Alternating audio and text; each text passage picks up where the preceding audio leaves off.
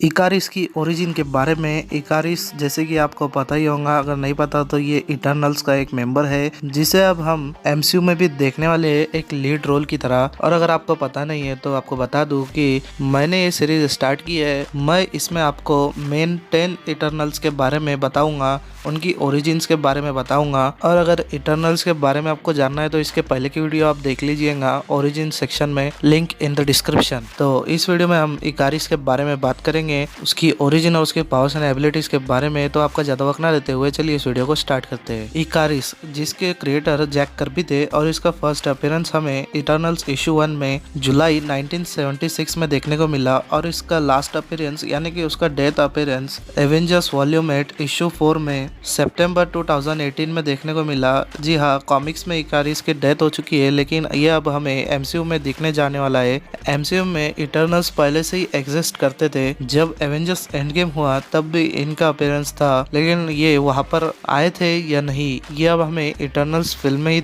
दिखाया जाएगा। और हाँ, थैनोस भी एक इटर्नल ही है। और जैसे कि मैंने आपको कहा कि इटर्नल्स का एग्जिस्टेंस बहुत साल पहले हुआ था और एमसीयू में एवेंजर्स के पहले से ही इटर्नल्स एग्जिस्ट करते थे। इसका सबूत यही है कि इकारिस 20,000 साल पहले से था। इकारिस 20,000 साल पहले बॉर्न हुआ था और ये इटर्नल्स की तीसरी पीढ़ी में आता है। इनके पास एक्स्ट्रा ऑर्डिनरी, लॉन्ग लाइफ और सुपर ह्यूमन जैसे पावर्स होते हैं। और इटर्नल्स पोलारिया शहर में रहते हैं जो कि अभी साइबेरिया में है। जब एटलांटिस बह रहा था और अर्थ पर सब तहस नहस हो रहा था तब यानी कि 20,000 साल पहले, तब इकारिस ने सभी को यानी कि ह्यूमंस हो या एनिमल्स सभी को एक नाव में उनका सर्वाइव किया था। इकारिस को पहले कुछ अलग नाम से बुलाया जाता था जिसके बारे में कोई भी बातचीत नहीं हुई है, लेकिन पहले इकारिस का नाम कुछ और था ऐसा कहा गया था। और ये एलियंस और वर्चुअली ओमनीपोटेंट सेलेस्टियल्स को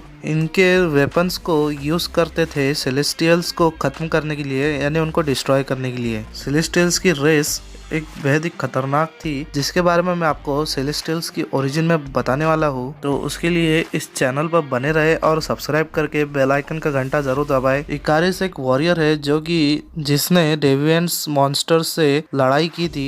डेविएंट्स मॉन्स्टर्स बेहद ही खूंखार और खतरनाक होते हैं। इनकी भी ओरिजिन मैं आपके सामने लाने वाला हूँ और थोड़ा बहुत मैंने इटर्नल्स के ओरिजिन में इनके बारे में बताया हूँ।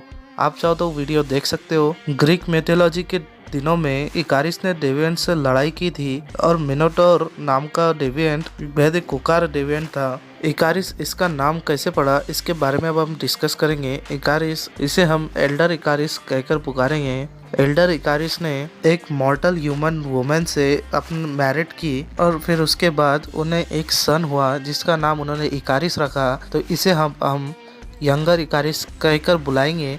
जब डेविएंट से उनकी लड़ाई हो रही थी तब यंगर इकारिस को एल्डर इकारिस ने लड़ना सिखाया और फिर डेविएंट्स को मारने के लिए एल्डर इकारिस कहीं चला गया। कई सालों तक उसका कोई नामो निशान न रहा। तो इसी वजह से यंगर इकारिस उसे ढूंढने के लिए निकल पड़ा, क्योंकि यंगर इकारिस उड़ भी सकता था मगर वो कुछ ज़्यादा ही ऊपर उड़ चुका था। इसी वजह से उसे सांस नहीं आने की वजह से, ऑक्सीजन ना मिलने की वजह से वो नीचे गिर पड़ा और साथ ही उसकी आंखों में से लेज़र भी निकलने लगी जिसकी मदद से वो जल गया और पानी में गिर पड़ा। तभी एल्डर इकारिस वहाँ पर पहुँच गया और उसे एल्डर इकारिस ने यंगर इकारिस को ब्यूरेट कर दिया और फिर उसने अपने बेटे का नाम अपना लिया और अपना नाम रख लिया इकारिस। इस तरह से उसका नाम इकारिस पड़ा। इनकी लड़ाई डेविएंट्स, सेलेस्टियल्स और डार्क सेलेस्टियल्स के साथ थी। तो यही थी इकारिस की ओरिजिन। उसकी पावर्स एंड एबिलिटीज़ के बारे में जाने दो। उसके पास intelligence, strength, speed, durability, energy projection और फाइटिंग स्किल्स भी है। और वो इमॉर्टेलिटी होने के कारण वो सुपर ह्यूमन स्ट्रेंथ भी है उसमें और वो कभी मर नहीं सकता, जल्दी मर नहीं सकता, कई सालों तक जिएगा। उसे ही इमॉर्टेलिटी कहते हैं। जैसे कि हमारा थैनोस भी था, वो 1000 ईयर्स का था और थॉर जो कि 1500 ईयर्स का है।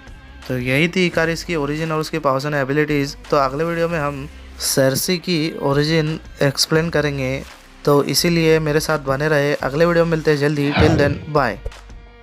तो सब्सक्राइब करें हमारे इस चैनल को और लगे हाथ दबाइए बेल आइकन को भी, ताकि इससे रिलेटेड कोई भी डिटेल आप मिस ना कर सके। और लाइक भी कर दो भाई, लाइक भी कर दो।